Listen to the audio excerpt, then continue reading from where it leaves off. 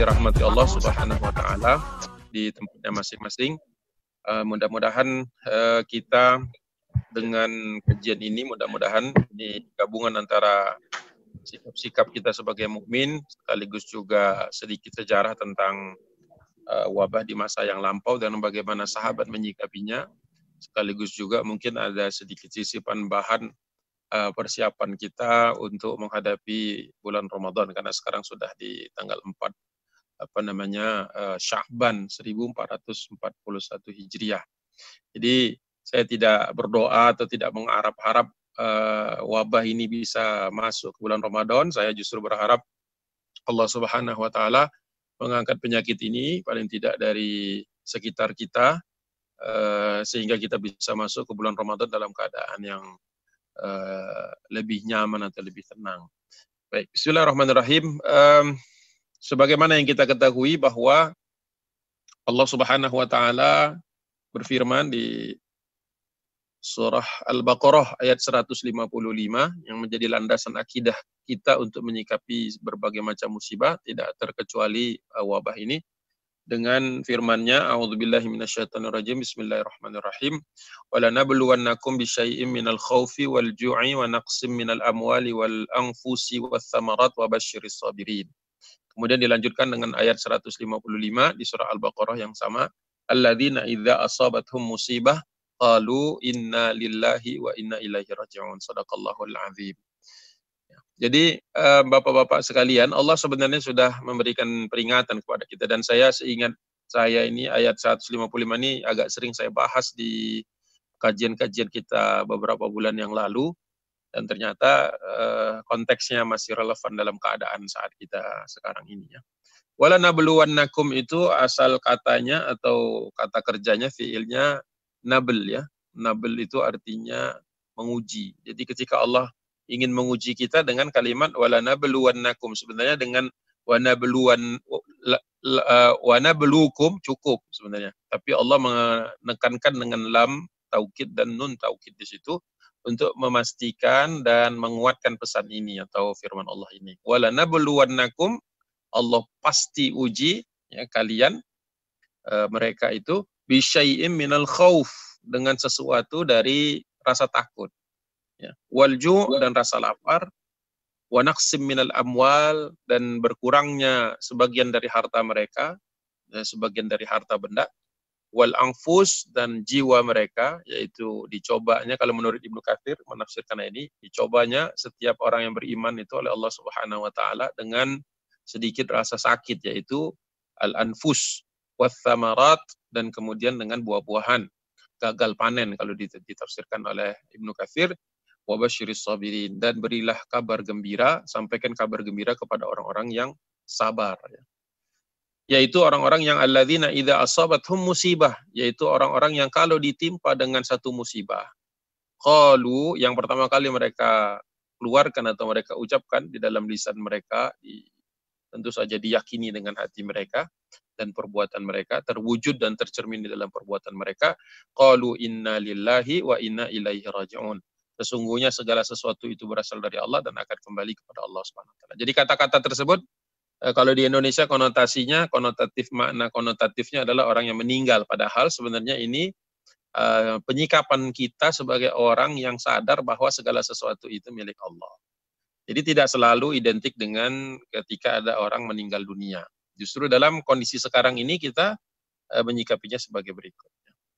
Jadi yang pertama, rasa takut sekarang pun sudah melanda. Walaupun kita tidak boleh jadi paranoid dan tidak boleh kemudian kita malah justru menyebar ketakutan yang berlebihan yang membuat orang jadi panik. Panik dalam bentuk ya memborong belanja sehingga orang lain yang tidak mampu malah justru mengakibatkan kelangkaan dan kemudian mereka juga terimbas secara ekonomi.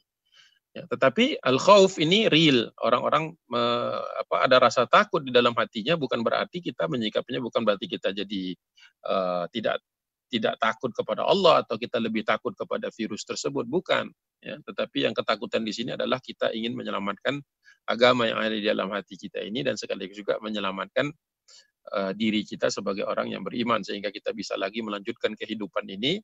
Bayangkan kalau orang-orang berimannya habis dan kemudian yang tersisa adalah orang-orang yang kafir. Setelah ini selesai, tentu saja kesombongan akan semakin merajalela. Jadi Allah sudah mengingatkan kepada kita bahwa nanti kita akan semuanya diuji dengan rasa takut dan rasa lapar. Rasa lapar, nah ini sebentar lagi mungkin kalau kita tidak hati-hati atau bangsa Indonesia ini kurang hati-hati atau justru bandel gitu ya menghadapi anjuran dari para ulama dalam bentuk fatwa MUI bahwa orang-orang harus mengisolasi dirinya, menjaga jaraknya, ya menghindari kerumunan dan lain sebagainya. Ini ada rasa takut di situ. Ya, tapi kita tidak boleh merasa takut tanpa alasan yang jelas. Ya. Yang kita takutkan adalah bahwasanya Allah Subhanahu Wa Taala kemudian menjadikan ini sebagai musibah yang menyebabkan habisnya kaum muslimin dari muka bumi ini. Nanti babnya lain lagi. Kemudian wanaksim minal amwal. Ya. Nah, sebagian orang sudah mulai ketakutan, ketar-ketir katanya dolar terhadap rupiah dan lain sebagainya, ya kelangkaan ini, ya ini amwal juga ini. Oleh sebab itu ketika ini menghampiri negeri kaum muslimin justru kita sedang diuji oleh Allah Subhanahu wa taala-nya solidaritasnya, kalau bahasa kita itu mungkin ukhuwah ya, al-ukhuwah al-islamiyah. Justru pada saat ini kita diuji oleh Allah Subhanahu wa taala bagaimana kita bisa empati kepada orang-orang yang susah. Mungkin himbauan untuk berada di rumah ya untuk sebagian orang yang kerjanya bisa work from home mungkin sementara ini belum jadi masalah. Namun bagi mereka yang harus keluar rumah, nah ini butuh ta'awun dari kita, butuh bantuan dari kita. Mereka yang pendapatannya hari ke hari, ya tidak bisa meninggalkan atau berhenti di dalam rumahnya, saya tidak akan cukup. Jadi kita pun harus turun serta di dalam masalah itu, ya, menanggulangi masalah itu. Saya lanjutkan supaya tidak terlalu dalam karena nanti ada babnya khusus. Yang kedua adalah wal anfus. Ya. Jadi kata-kata wanaqsim minal amwal diikuti dengan wawu yang artinya juga berarti wanaqsim minal anfus. Diambilnya oleh Allah Subhanahu Wa Taala sebagian dari kesehatan kita. Atau untuk beberapa orang bukan semata-mata kesehatan lagi, tapi sudah diambil jiwanya. Nanti kita akan bahas bagaimana Allah Subhanahu Wa Taala melalui lisan Nabi Muhammad SAW, sunnah-sunnah Rasulullah, bahwa orang-orang yang meninggal dalam keadaan atau dilanda wabah negerinya ini, selama dia itu iman dan wahtisaban di dalam jiwanya, maka Allah Subhanahu Wa Taala janjikan mereka itu pahala seperti orang yang syahid. Nanti ada babnya khusus. Jadi kita akan diuji oleh Allah Subhanahu Wa Taala, diambil dibuat rasa takut, kemudian diberikan rasa lapar, ancaman terhadap kelaparan, kemudian juga diambilnya sebagian dari harta kita, ya, kemudian diambilnya sebagian dari kesehatan, bahkan mungkin sebagian lagi ada yang wafat dalam keadaan sangat cepat prosesnya itu, dan wasamarot, dan gagal panen, ya, buah-buahan yang tidak berhasil dipanen, yang juga difahami oleh para mufassirin, para ahli tafsir sebagai hilangnya mata pencaharian. Ini semuanya dari yang pertama sampai yang kelima itu sekarang terjadi bersamaan. Waktu di Masjid Al-Fat saya menjelaskannya terpisah-pisah ya. Khauf yang ini, kemudian ju' yang ini, kemudian wanaksi minal amwal wal anfus wa samarat. Saya buat 5 contoh. Kali ini cukup 1 contoh, yaitu wabah yang melanda negeri kaum muslimin. Dalam satu satu kiriman dari Allah Subhanahu wa taala, satu kejadian yang kemudian terjadi, kita mengalami 5-5-nya secara sekaligus. Ya, mudah-mudahan kita kembali kepada Al-Quran ini untuk memahaminya dan mengambil simpulan-simpulan yang kemudian bisa membuat kita semakin kokoh lagi, semakin bertakwa lagi, semakin dekat lagi hati kita kepada Allah Subhanahu Wa Taala, ya, dan justru semakin mendekatkan diri kita tentu saja berada di barisan kaum muslimin. Alladzina idza asabathum musibah, dan ketika terkena dia musibah, orang-orang yang seperti yang orang-orang yang sabar tadi, wabasyiris sabirin, berikan kabar gembira bagi orang-orang yang sabar, yaitu orang-orang yang selalu ingat kepada Allah Subhanahu wa taala. Innalillahi wa inna ilaihi raji'un. Itu basis akidah, ya. Basis akidah dalam menyikapi musibah tadi. Yang kedua, basis kita adalah ayat yang 2 ayat sebelumnya atau 3 ayat sebelumnya, itu ayat 153 masih di surah Al-Baqarah.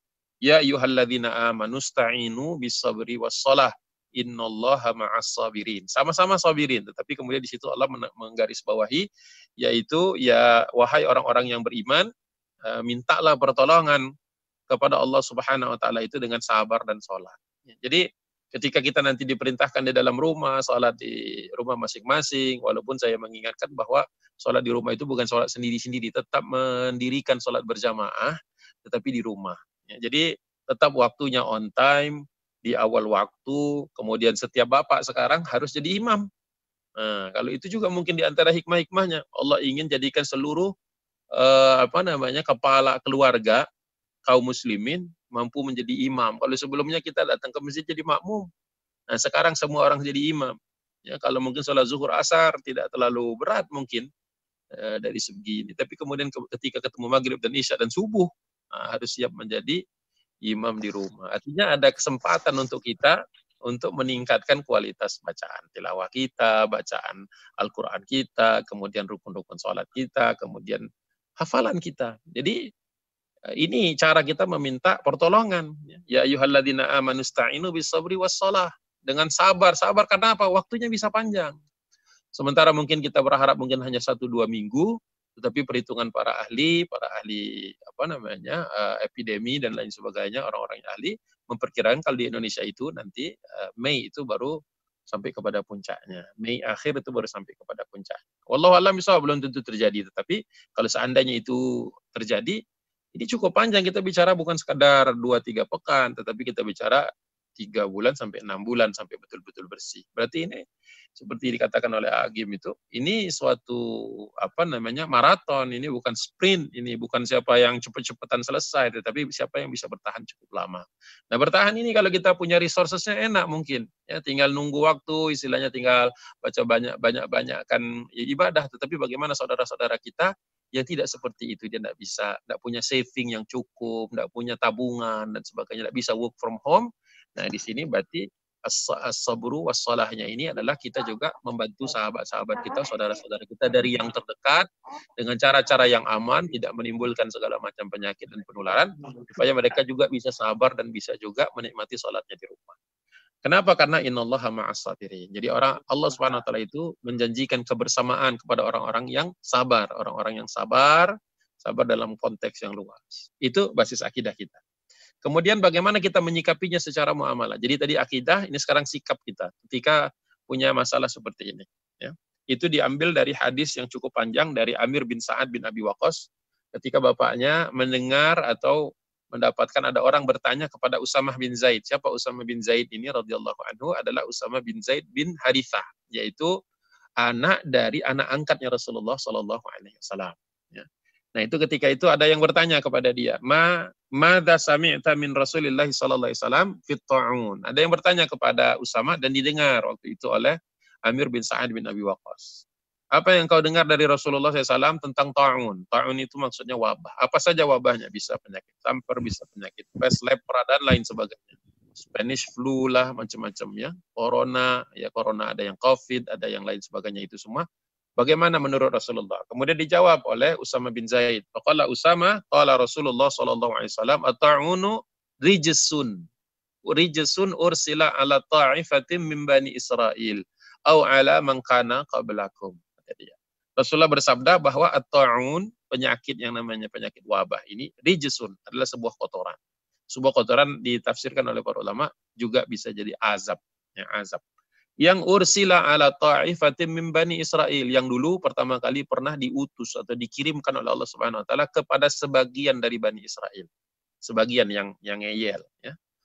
Au ala man kana qablakum, atau diutus juga atau dikirimkan Allah Subhanahu wa taala sebagai azab bagi sebagian orang-orang terdahulu, kaum terdahulu. Fa idza sami'tum, kata Nabi, ketika kalian mendengar ada wabah seperti itu, bi ardin, yang kalian mendengar terjadi di sebuah negeri, di satu tempat, fala taqdamu alaihi. Fala taqdamu alaihi. Janganlah kalian kemudian mendatanginya atau masuk ke tempat tersebut. Jadi mengenyengaja datang ke sana.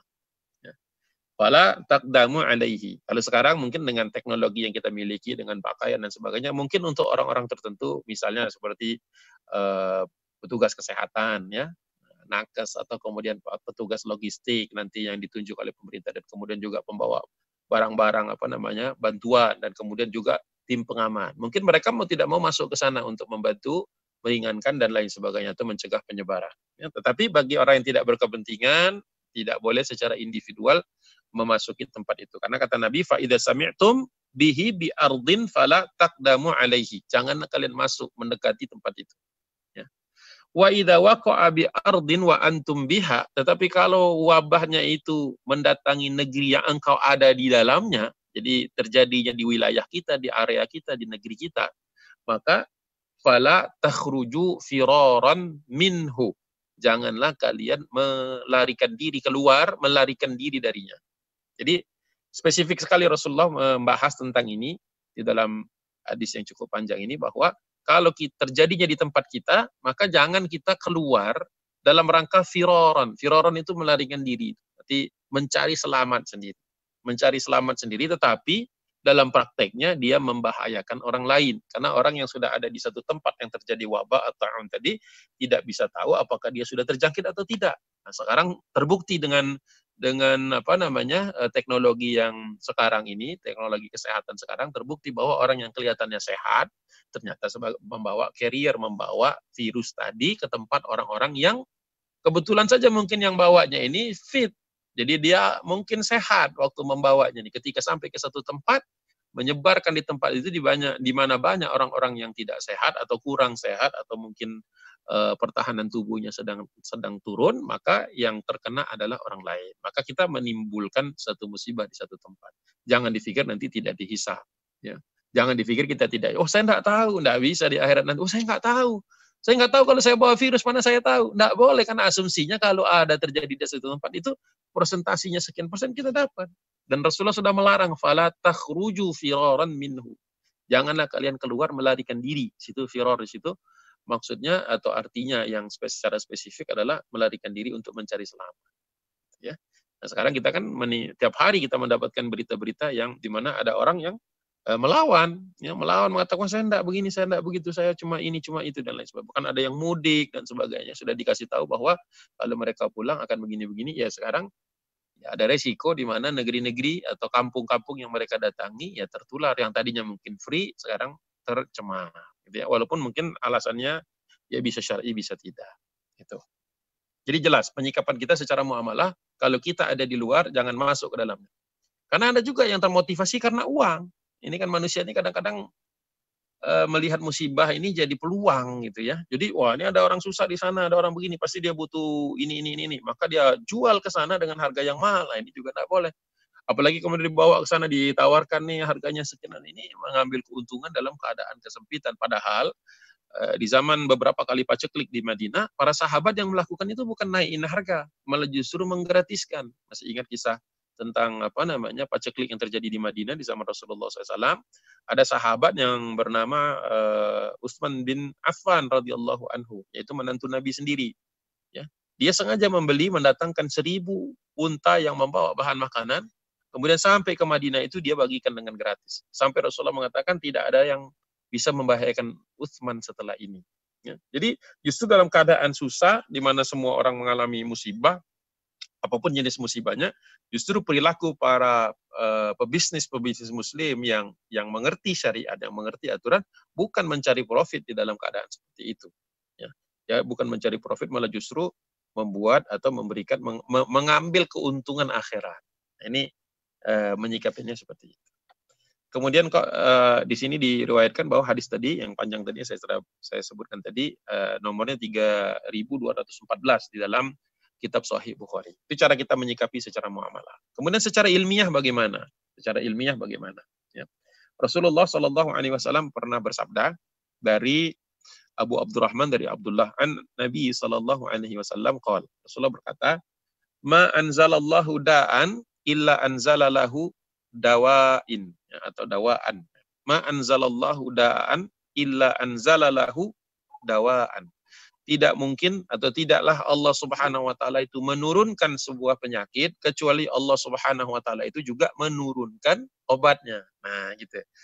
Ya, jadi kaum muslimin ini orang-orang yang optimis. Jadi saya kadang-kadang suka aneh juga kalau ada muslim ini di dua kutub gitu ya. Satu yang sangat tidak peduli gitu ya. Jadi dia merasa dengan dia keluar sendiri kemudian melaksanakan ini yang sudah dikatakan tidak perlu dilakukan dalam keadaan seperti ini, dan mengambil hadis-hadis sahih dan mengambil hukum-hukum seorang-orang fakih yang memang sudah mengambil hukum itu, dia merasa perlu menyelisihinya dengan alasan macam-macam. Ada orang yang begitu tak peduli, ya, begitu tak peduli. Tapi ada juga orang serba takut dan sampai kemudian paranoid. Ini juga nggak boleh. Kita berada di tengah-tengah, kita umat wasatan. Ya.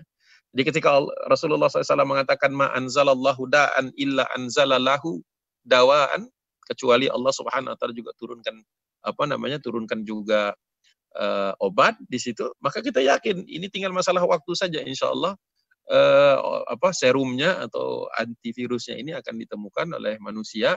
Ya, sayangnya saya kok kadang suka pesimis, jangan-jangan bukan ilmuwan muslim ya. Tapi ya bisa jadi ilmuwan muslim yang tinggal di negeri barat yang mungkin punya akses kepada laboratorium yang bagus yang menemukan penangkalnya ya.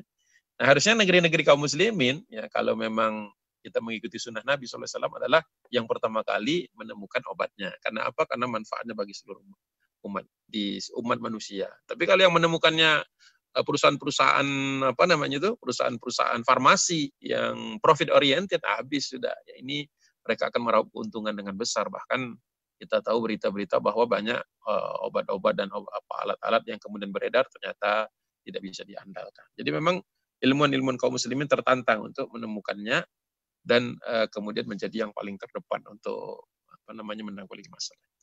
Ini penyikapan ilmiah. Penyikapan ilmiah yang kedua diriwayatkan oleh Abu Hurairah radhiyallahu anhu qala Rasulullah sallallahu alaihi wasallam al-kalimatul hikmah dalatun lil mu'minin atau dalatul mu'min haitsu ma wajadaha fa huwa ahaqqu biha. Sesungguhnya satu kalimat hikmah atau ilmu pengetahuan yang sebenarnya adalah sesuatu hal yang hilang dari kaum muslimin atau orang-orang mukmin. Di mana mereka menemukannya, mereka lah yang paling berhak untuk mendapatkannya. Jadi ada dorongan untuk, ini hadis riwayat Ibnu Majah nomor hadis 4159.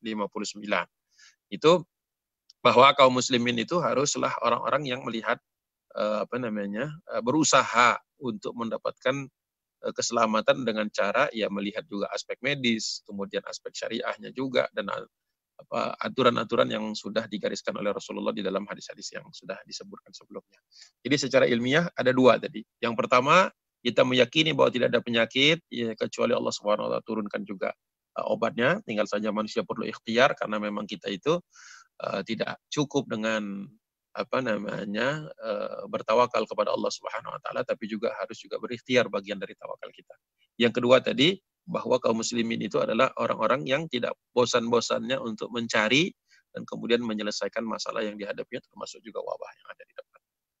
Nah, kemudian seperti apa contohnya yang terjadi di zaman Khulafaur Rasyidin, di zaman setelah Nabi Muhammad SAW. Ini hadis yang lebih panjang lagi ya. Hadis ini kita tahu diriwayatkan oleh Syahr bin Husayb al-Ash'ari. Kemudian dimulai hadisnya sebagai berikutnya. Lamma ishta'ala al-waj'u qama Abu Ubaidah ibn al-Jarrah fi an-nasi khatiban faqala ayyuhan nas inna hadzal waj'a rahmatu rabbikum wa da'autu nabiyikum wa mautus salihin qablakum. Wa inna Abu Ubaidah yas'alullahu an yaqsima lahu minhu haddahu.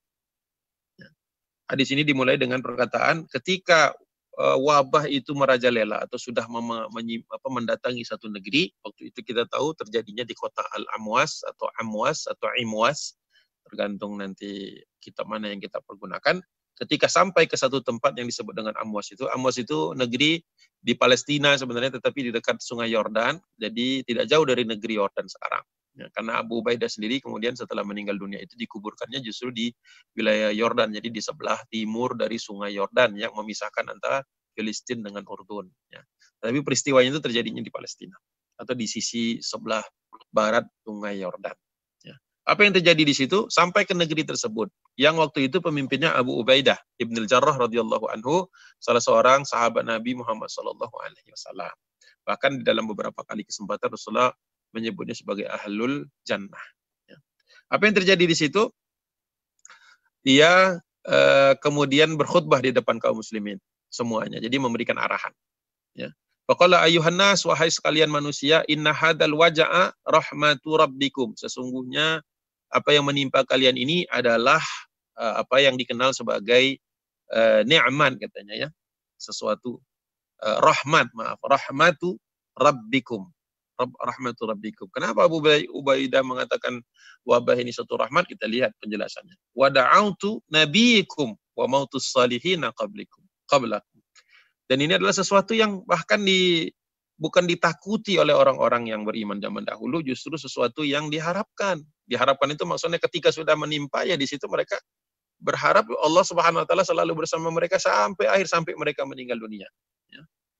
Dan bahkan wa mautus solihin, ya, bahkan jangan juga kita mengidentikan orang yang mati terkena musibah ini sebagai orang yang misalnya orang yang buruk, karena tidak selalu menimpa orang-orang yang zalim, yang apa orang kafirin misalnya seperti itu, tidak. Bahkan Abu Ubaidah mengatakan ini bahkan banyak orang yang saleh juga yang meninggal dunia. Kita tahu di zaman itu di Ta'un Amwas itu yang meninggal dunia menurut Ibnu Katsir itu 25.000, sekitar 25.000, ada yang mengatakan 35.000. Sedangkan kaum muslimin yang ada di sana waktu itu di zaman Umar bin Khattab tahun 18 Hijriah itu kan dipimpin oleh 4 panglima, masing-masing membawa sekitar 15.000. Berarti diduga sekitar 60.000. Berarti hampir separuhnya waktu itu yang meninggal dunia akibat Ta'un. Namun di waktu apa namanya? Di waktu kepemimpinan ketika wabah itu mendatangi negeri tersebut atau terjadi di negeri tersebut, yang memimpin waktu itu pertama kali adalah Abu Ubaidah ibn Jarrah. Dan kemudian wa inna Aba Ubaidah yas'alullahu an yaqsima lahu minhu haddah. Dan dikatakan dalam hadis tersebut bahwa Abu Ubaidah memohon kepada Allah Subhanahu wa taala agar mendapat bagian dari rahmat tersebut. Yang terkena hal yang sama. Dan ini harus difahami dengan baik, karena apa? Kalau difahami letter luck begitu saja secara tekstual saja, kok minta kena gitu. Yang dimaksud di sini maksudnya apa? Karena dia sebagai pemimpin, maka dia tidak akan meninggalkan kaumnya. Karena dia tahu ini sudah kena wabah. Dan sebagai aturan tadi yang di depan sudah saya bahas, kita tidak boleh keluar dari satu tempat. Jadi untuk menunjukkan satu solidaritas kepada orang yang dipimpinnya, atau menunjukkan kepemimpinannya bahwa dia tidak melarikan diri, tidak sembunyi dan sebagainya bersama-sama kaum muslimin, maka dia siap menerima konsekuensi yang paling buruk, yaitu atau konsekuensi tertingginya, yaitu adalah meninggal dunia pada saat itu. Apa yang terjadi selanjutnya? Ya. Faqal, kemudian qala fatu'ina famata rahimahullah. Kemudian memang betul sebagaimana yang terjadi adalah dia meninggal dunia. Abu Ubaidah meninggal dunia. Ya. Meninggal dunia karena wabah tersebut. Ya, wastukhlifa 'ala nasi Mu'adz bin Jabal radhiyallahu anhu. Kemudian setelah meninggal kemudian Mu'adz bin Jabal adalah salah satu di antara empat sahabat Nabi yang dirujuk Rasulullah untuk bacaan Al-Qur'annya. Dan termasuk sahabat dekat Rasulullah SAW. Dan Mu'adz bin Jabal ini di zaman Umar bin Khattab termasuk memang ditugaskan oleh Umar untuk mendampingi pasukannya Abu Ubaidah sebagai faqih ya. Sebentar, maaf, ini ada beberapa call, nanti kalau call lagi saya angkat sebentar menjelaskan keadaan, nanti saya lanjut lagi kalau sampai nge-call yang ketiga kali. Ya, sampai mana tadi? Mu'adz bin Jabal ya, sahabat Nabi Muhammad SAW.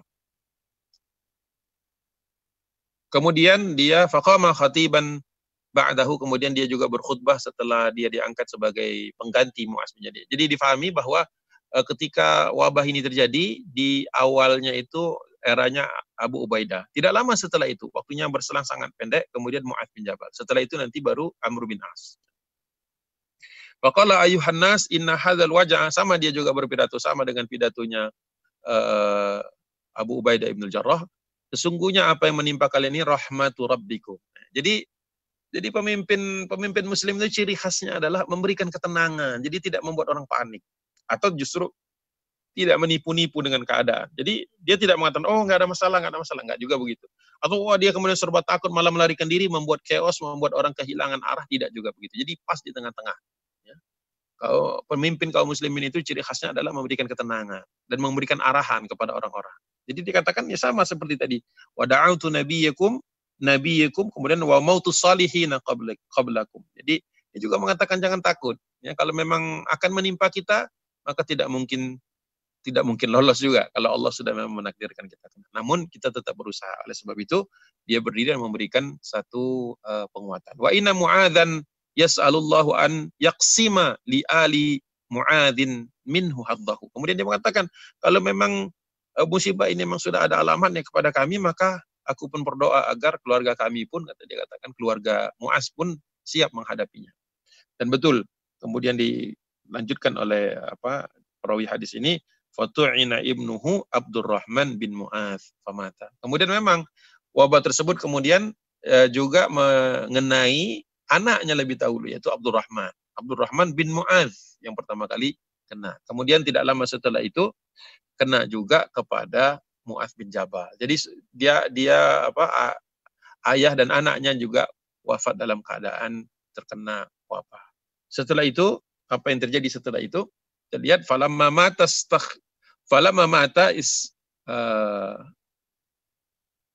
istukhlifa 'ala nasi Amru ibn al-As. Kemudian setelah meninggal dunia Mu'adz bin Jabal, maka digantikanlah yang memimpin manusia itu Amru bin As radhiyallahu anhu, sahabat Nabi sallallahu alaihi wasallam yang masuk Islam tahun ke-7 Hijriah, yaitu tahun ketika atau setelah perjanjian Hudaibiyah berakhir ya. Amr bin As. Faqama fina khatiban. Nah, dia juga kemudian ini kebiasaan kaum muslimin kalau memimpin maka memberikan pidato, semacam pidato kenegaraan atau pidato kegubernuran, karena mereka ini para sahabat ini waktu itu kedudukannya sebagai gubernur di kota Amwas. Apa yang dikatakan? Faqala ayuhan nas, kata dia, wahai sekalian manusia, inna hadzal waja'a, sesungguhnya wabah yang menimpa kita ini, idza waqa'a fa innama yashta'ilu ishti'alan nar, kata dia.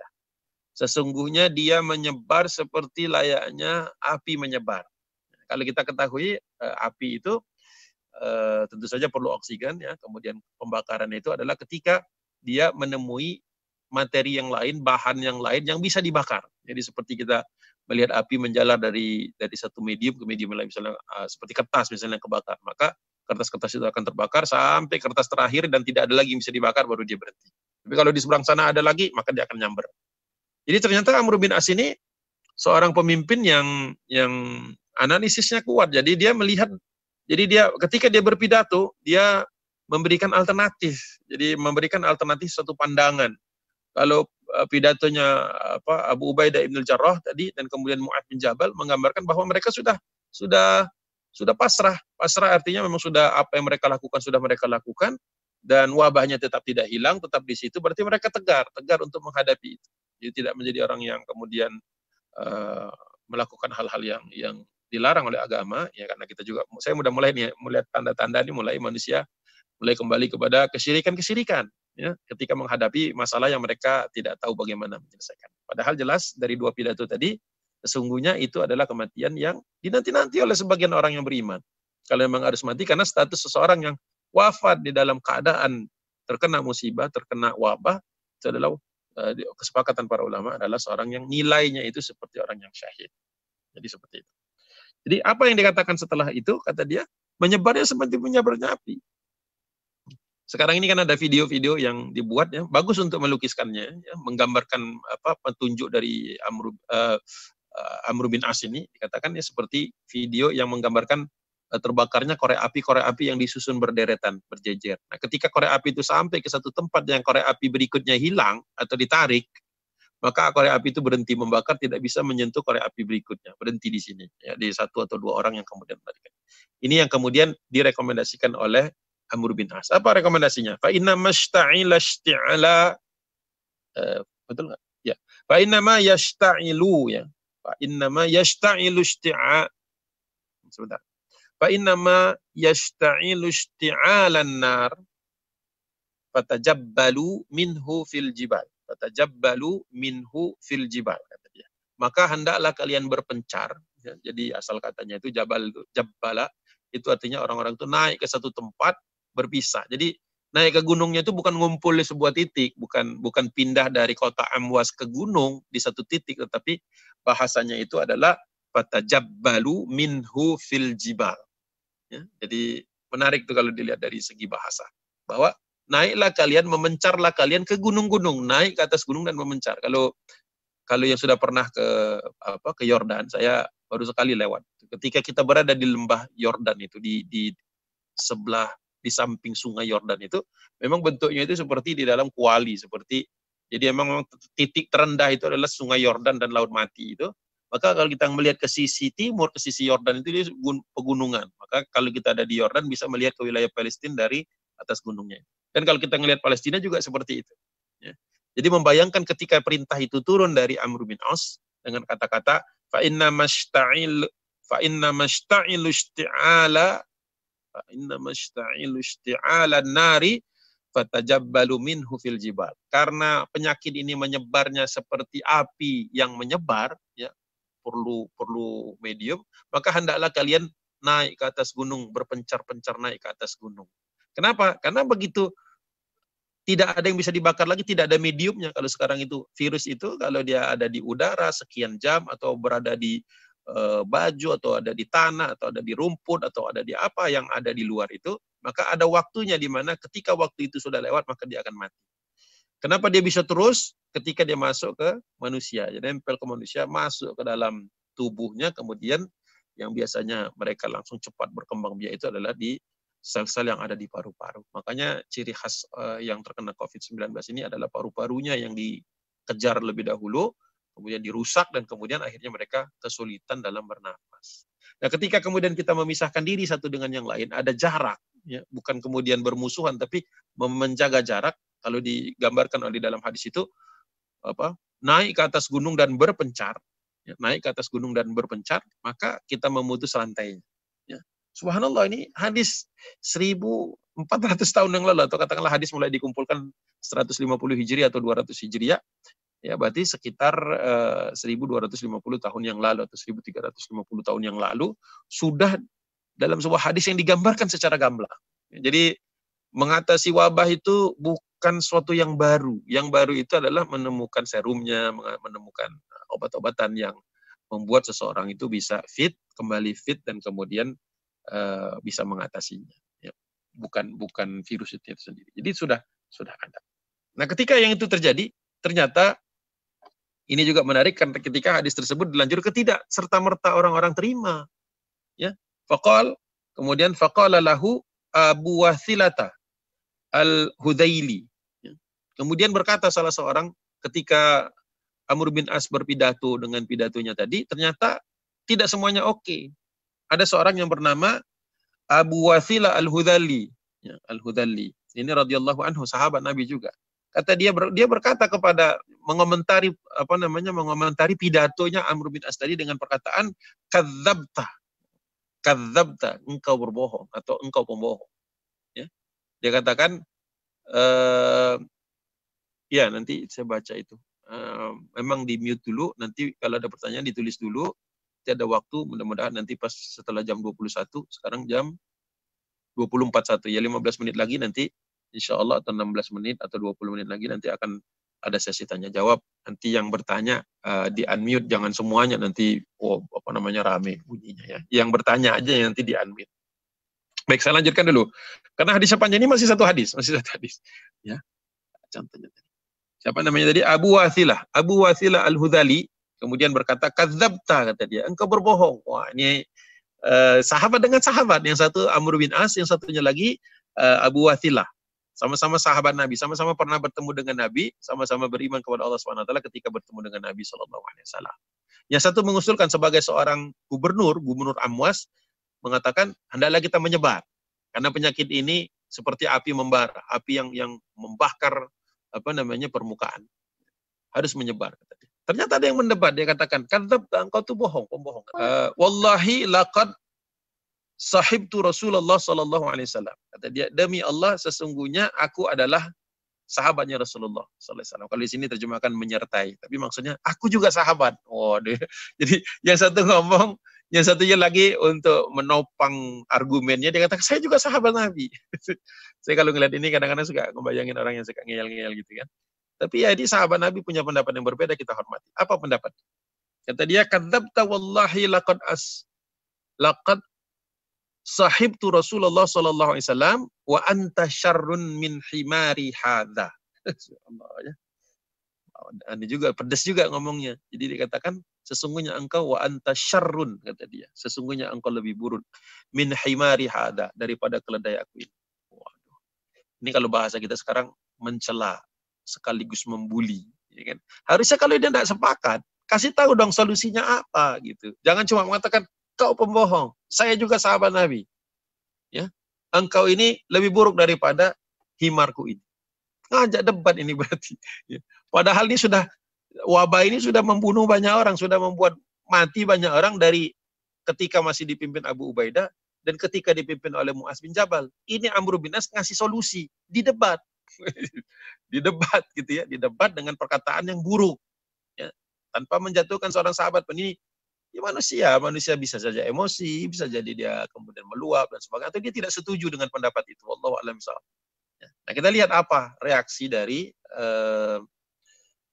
Amr bin As radhiyallahu anhu. Apa dikatakan? Qal wallahi ma aruddu alaika. Sungguh aku tidak akan membalas perkataan.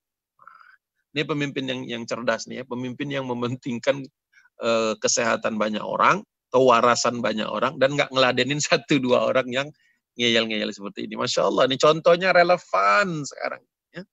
Jadi katakan wallahi ma'aruddu alaika matakul. Saya tidak akan membantah, tidak akan mendebat, karena waktu ini masalahnya Amr bin As ini berhitung waktu ini. Ya, kalau di debat, orang nggak pergi-pergi ke gunung, mati semua bisa jadi. Tambah banyak yang mati. Walaupun kita tahu kematian tentu saja kullu nafsin dha'iqatul maut ya. Bahwasanya kematian itu ya memang kalau sudah waktunya sudah. Tapi ini dalam rangka mencari ikhtiar untuk selamat, untuk sehat. Jadi kata dia, saya tidak ada punya waktu, kira-kira seperti itu. Saya tidak mau mendebat omongan engkau ini. Wa aimullahu la nuqimu alaihi. Dan aku juga insya Allah tidak akan memperkarakanmu. Waduh, kalau sekarang tangkap tuh orang-orangnya. Saya tidak akan memperkarakanmu, kata dia. Ya, silahkan nanti urusannya nanti dengan Allah SWT. Saya sebagai pemimpin punya tanggung jawab untuk menyelamatkan negeri Amwas ini. Ya, engkau kalau kau tidak mau ke gunung-gunung silakan. Ya, tetapi aku punya tanggung jawab kepada Allah SWT atas siapa-siapa yang aku pimpin. Ya. Waimullahi la nuqimu alaihi. Saya pun tidak akan memperkarakan perkataanmu ini, tidak akan membalas dan tidak akan memperkarakannya. Masya Allah ya. Seorang pemimpin dicaci maki tapi tidak mau memperkarakan. Silakan. Apa yang dilakukan oleh Amr bin As berikutnya kita lihat. Tsumma kharaja. Dia langsung mengemasi barang-barang yang dia perlu, kemudian dia pergi keluar.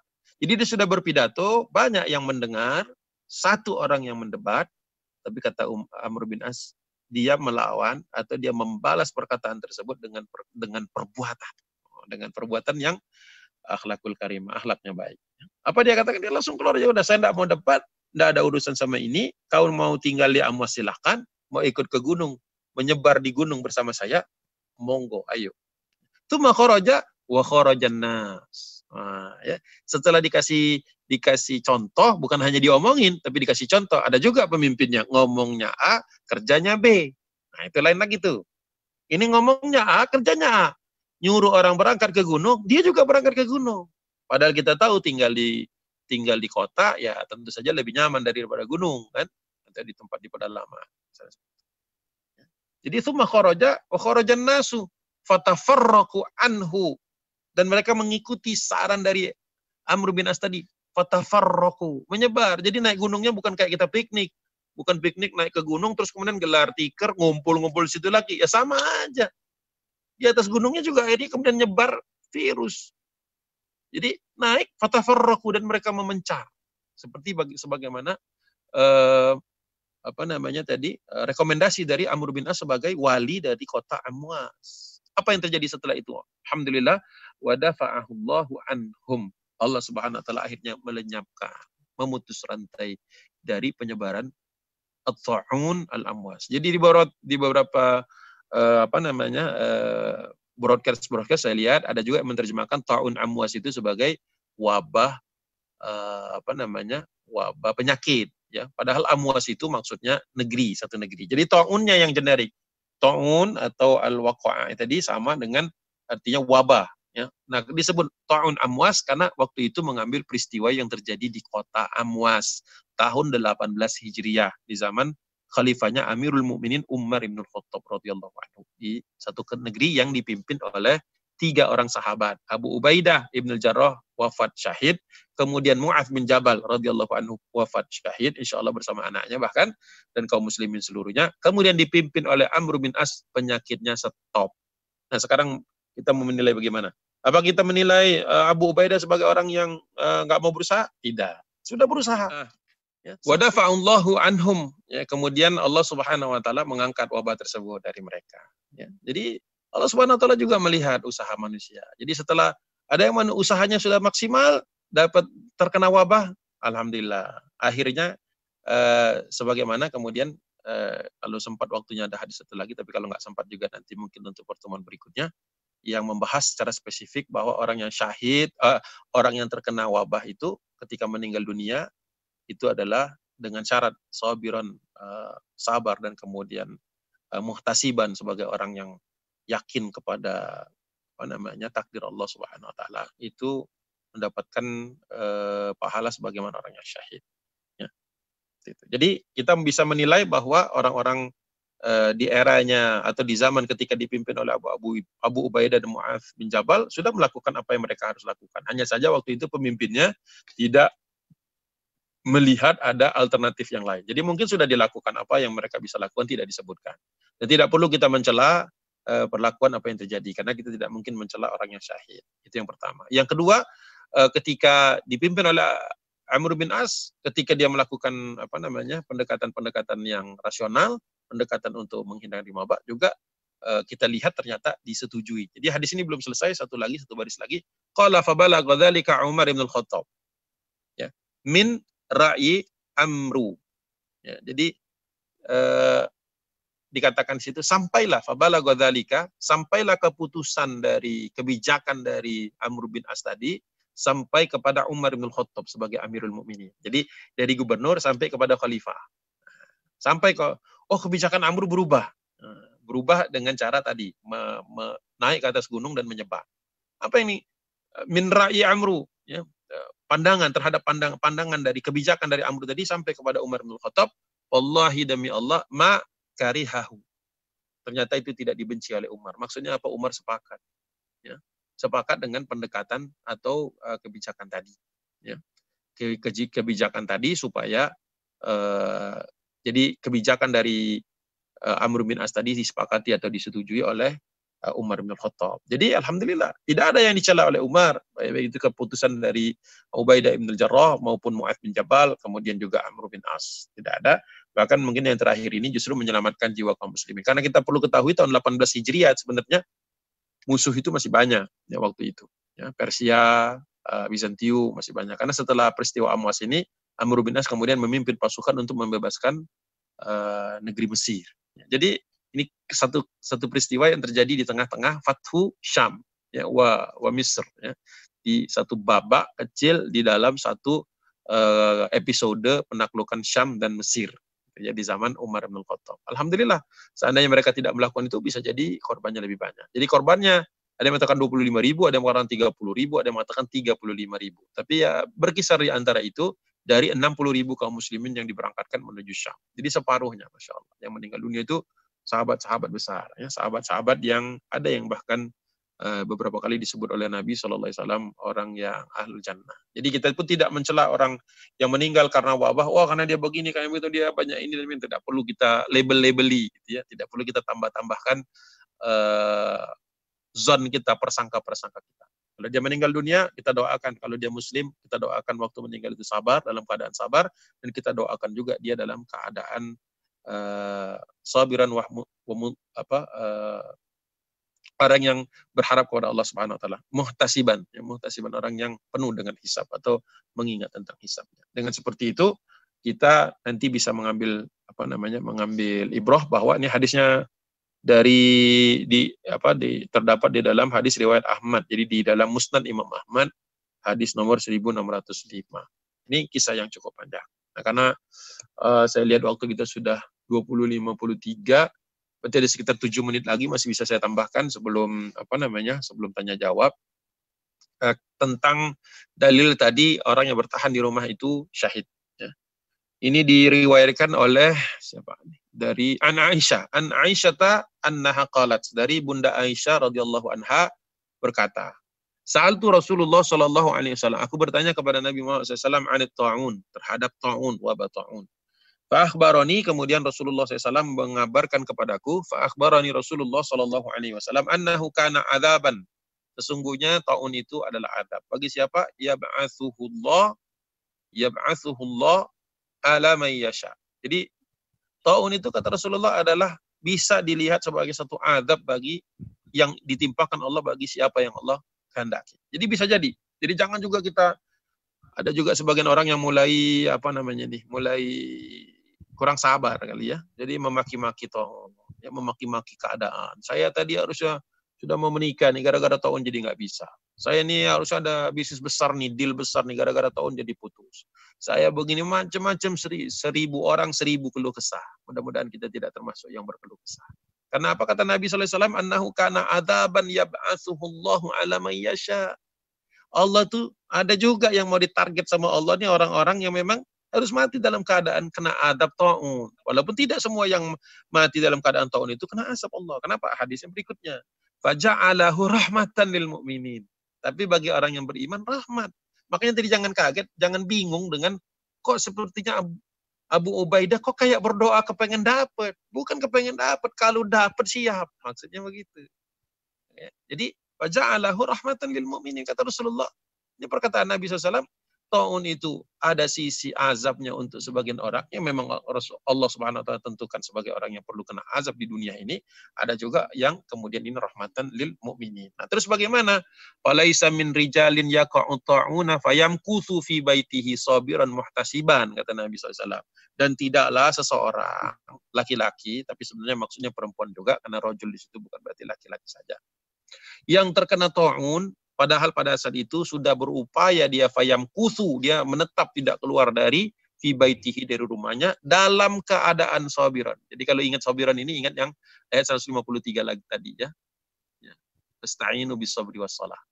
Nah itu fi baitihi, dalam keadaan sabiran muhtasiban, dalam keadaan sabar dan mengharap pahala Allah. Mengharap pahala Allah atau hanya bergantung hanya kepada Allah Subhanahu wa taala. Jadi tidak memaki keadaan, tidak syirik dengan masang ini masang itu dan sebagainya, macam-macam diharapkan ada ini gaib dan sebagainya, bukan seperti itu. Sabiran muhtasiban. Dan yang ketiga syaratnya, saya lupa tadi ada yang ketiga syaratnya, ya'lamu annahu la yusibuhu illa ma kataballahu lahu. Jadi syaratnya 3 untuk syahid tadi. 1, sabar. Sabar yang berusaha dengan ikhtiar. Yang kedua tadi muhtasiban. Ya, yakin akan janji-janji Allah Subhanahu wa taala.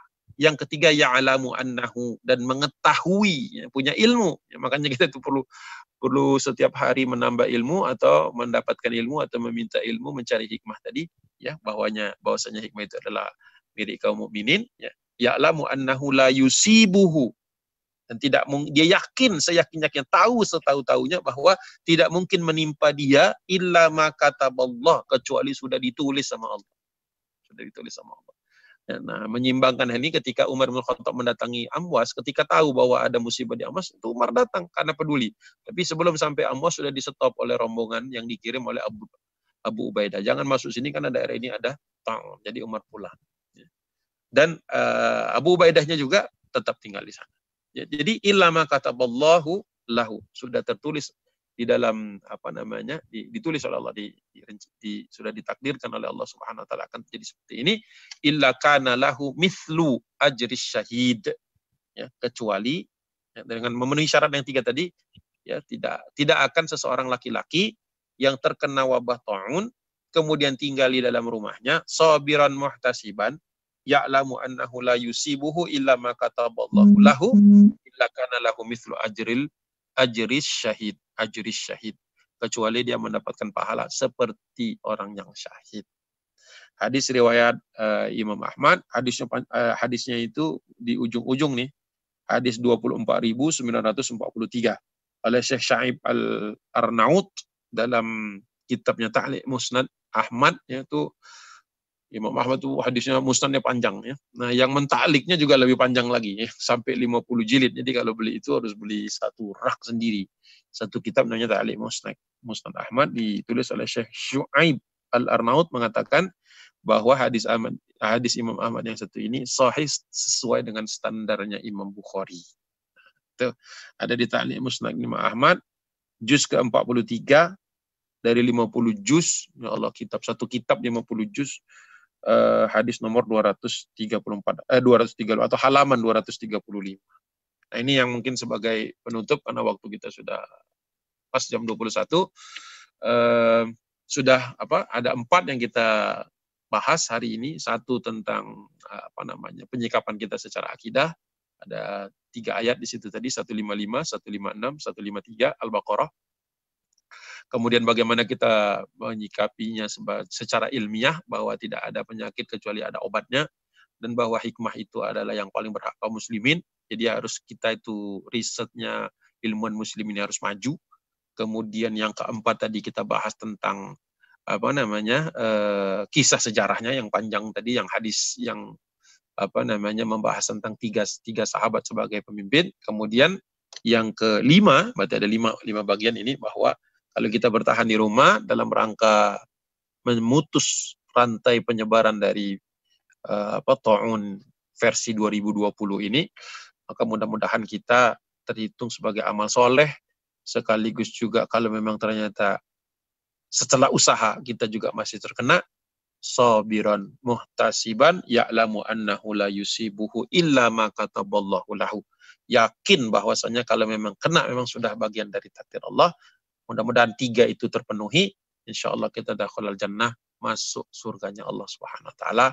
Mudah-mudahan apa yang saya sampaikan ini membuat kita semakin optimis lagi, semakin tertib lagi, taat kepada aturan yang memang sudah dibuat sesuai dengan hukum-hukum Islam. Mudah-mudahan dengan seperti itu, kalaupun nanti kita meninggal dunia dalam keadaan syahid. Billahi taufiq wal hidayah. Assalamualaikum warahmatullahi wabarakatuh. Baik, kalau ada pertanyaan, tafadhol.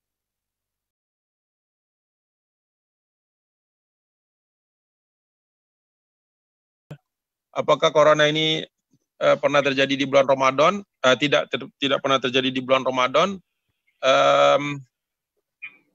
Saya harus riset dulu kali itu. Nggak ingat kalau bulan-bulannya. Yang 18 Hijriah ini juga saya malah nggak dapat keterangan bulannya. Jadi mau nggak mau saya harus riset dulu. Nggak bisa jawab sekarang. Harus buka kitabnya dulu. Terjadinya di bulan apa. Kadang-kadang nggak ditulis juga terjadinya di bulan apa. Wallahu a'lam bishawab, jawabannya yang pertama itu. Sebentar nanti saya cek. Mudah-mudahan ketemu, nanti bisa saya Pak.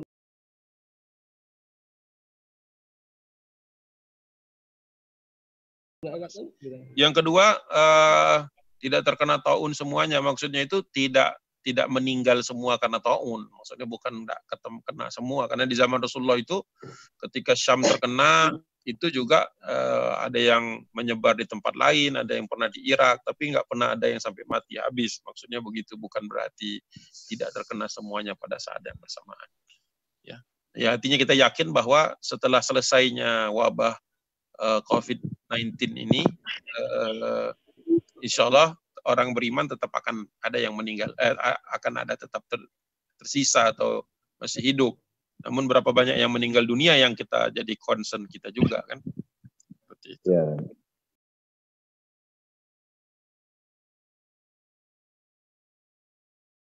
Ya, kemudian yang kedua tadi, apakah corona ada di dalam Quran? Mungkin ini agak-agak nyocok dikit karena corona yang dimaksud coronavirus ini istilah itu istilah kedokteran gitu ya. Ini saya kontaknya pakai HP, saya bisa cek sebenarnya di situ, tapi rasanya itu terlalu memaksakan diri lah, karena kalau nanti virusnya disebut virus Wuhan, nggak ada di Quran nanti kan. Misalnya kalau virusnya disebut sebagai virus COVID nggak ada juga di dalam. Corona itu kan satu grup itu. Di situ keluar SARS, keluar flu burung yang lain, flu burung, kemudian yang lain itu. Jadi cuma terminologi saja sebenarnya. Dan bisa berubah, kalau tahun depan berubah nanti kita repot lagi menganalisis. Jadi menurut saya tidak usah dipas-paskan, karena di dalam Al-Qur'an, di dalam hadis Rasulullah yang dipakai ta'un, ya, at-ta'un yang paling umum ya. Corona kita sebut ta'un nggak ada masalah. Kita sebut ta'un sin misalnya begitu kan ya, wabah yang berasal dari Cina. Bukan berarti kita rasis kepada Cina, tidak, tapi memang awalnya dari situ. Ya, itu kan. Kalau yang waqarna fi buyutikum itu ya maksa-maksain juga gitu. Karena maksudnya tinggallah di rumah itu bagi orang-orang tadi saya baru baca itu keluar itu ya. Waqarna fi buyutikum adzinallah itu bicara tentang rumah orang-orang pedagang muslim yang tidak dilalaikan oleh perniagaannya. Itu konteksnya itu ya. Kalau yang waqarna fi buyutikum. Ya, kalau yang waqarna fi buyutikum itu hadis ayat yang menjelaskan tentang orang penggambaran tentang rumah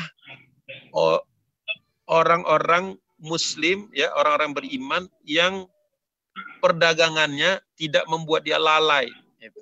Jadi konteksnya beda, bukan untuk menyelamatkan diri dari wabah. Gitu. Jadi digambarkan di dalam ayat itu orang yang pedagang-pedagang mukmin atau Muslim itu adalah orang-orang yang perniagaannya tidak melalaikan mereka dari Allah. Nah, seperti apa? Ya ketika mereka di rumah itu mereka melakukan sholat, melakukan zikir dan lain sebagainya. Kalau yang itu saya baru mau cari tadi, jadi sudah diingati alhamdulillah, bukan, ya itu bukan corona yang dimaksud di situ.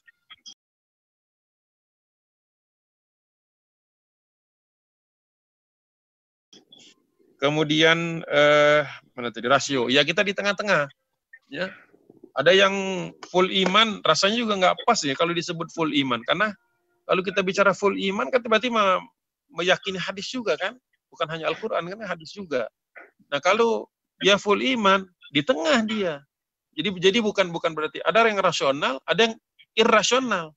Kalau saya melihatnya begitu, bukan rasional dibenturkan dengan iman, ya, karena bukan berarti orang yang full rasional ini kemudian lawannya itu adalah yang full iman, enggak. Yang iman ini justru malah di tengah. Dia seimbang, akidahnya kuat, tapi juga basis ilmiahnya juga kuat. Gitu. Kenapa? Bagaimana dia bisa beriman tapi kemudian melupakan hadis ini? Hadis yang Rasulullah sendiri menyuruhnya begitu. Nah, itu apa namanya? Khawatirnya istilahnya keliru. Jadi nanti orang kalau dibenturkan begitu orang ntar nyari iman semua, jadi nggak rasional semua. Nggak benar juga. Kan? Gitu. Jadi seimbang imam ya, Islam ini imbang agama yang wasaton, agama yang seimbang, yang berada di yang paling bagus gitu ya. Jadi antara rasionalitas dengan iman tadi seimbang, dia nggak bertabrakan di sana dan tidak dibenturkan. Jangan dibenturkan seolah-olah antum rasional, antum iman saja. Enggak, orang iman itu rasional juga. Gitu. Jadi tidak mungkin ada orang rasional dalam Islam kecuali dia juga beriman dan sebaliknya. Gitu. Jadi kita di tengah-tengah. Dan jangan nantangin maut, karena memang dalam perang pun Rasulullah kan mengingatkan kita, jangan menantang-nantang maut, jangan mencari-cari kematian, ya, carilah kehidupan, kata Rasulullah. Itu dalam perang di perang Badar, kalau nggak salah saya pernah sampaikan waktu itu di perang Badar, ya kalau nggak salah. Kita kan udah bahas kan perang Badar. Kita pernah bahas di perang Badar itu. Bentar. Was'alullahul afiyah, bahasa depannya itu. Mintalah Allah suatu. Nah ini, ya ayuhan nas, ini dalam perang nih, jangankan di dalam menghadapi keadaan wabah. Di dalam perang saja ini perintah Rasulullah SAW di dalam hadis Bukhari di 5 tempat nih, saya sebutkan saja yang tempat yang 2774 hadisnya. Ya ayuhan nas la tatamannau liqa'al adu. Wahai manusia, jangan berharap-harap ketemu musuh. Terus dia mau ngomong nih, Rasulullah itu pengecut. Begitu maksudnya? Enggak kan? Nah, Rasulullah saja di dalam perang saja mengatakan, la tatamannau, ya, jangan kalian berharap-harap untuk ketemu, liqa al-adu, liqa, ya, ketemu dengan musuh kalian. Was'alullahu ta'ala al-afiyah. Tapi selalulah minta kepada Allah itu keselamatan. Mintanya keselamatan. Tapi kalau meninggal dunia, mintanya syahid. Gitu. Nah, berikutnya, fa'idza lakitumuhum fasbiru. Tapi kalau kalian memang akhirnya ketemu lawan, fasbiru. Sama perintahnya, sabar. Sabar. Disuruh tinggal di rumah, sabar. Nanti suatu saat ada disuruh keluar, saya kadang-kadang suka khawatir. Ada yang begitu bersemangat ke masjid dalam keadaan virusnya lagi merajalela. Nanti kalau virusnya sudah berhenti, enggak ke masjid. Itu saya paling takut yang begitu tuh.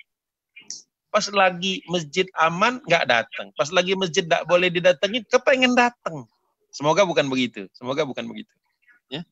Dalam perang saja kata Rasulullah, jangan mentang-mentang, jangan petantang-petenteng kepengen ketemu lawan, tapi carilah keselamatan. Tapi kalau ketemu, fa'idza lakitumuhum fasbiru. Tapi kalau ternyata Allah takdirkan bertemu, jangan ngacir. Nah, gitu ya, jangan, tapi bersabarlah. Kenapa? Wa'lamu annal jannata tahta dhilalis suyuf. Ketahuilah, karena salah satu pintu surga itu ada di bawah kilatan pedang, kata Nabi SAW. Gitu ya.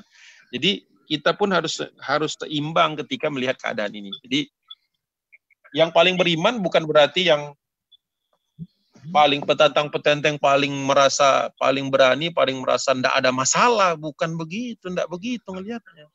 Tidak dalam keadaan ada wabah, juga tidak dalam keadaan perang, ya kan? Dalam perang itu bukan yang paling jagoan yang nanti masuk surga, tapi yang sabar, imanan wahtisaban, sebagaimana kita dalam amalan-amalan puasa juga iman dan sabar. Gitu. Saya khawatir yang terlalu bersemangat, ya tidak mengindahkan fatwa-fatwa ulama, nantinya malah justru yang berlebihan. Sebagaimana juga yang kalau apa-apalah rasional nggak pakai ilmu juga nggak pakai iman juga. Allah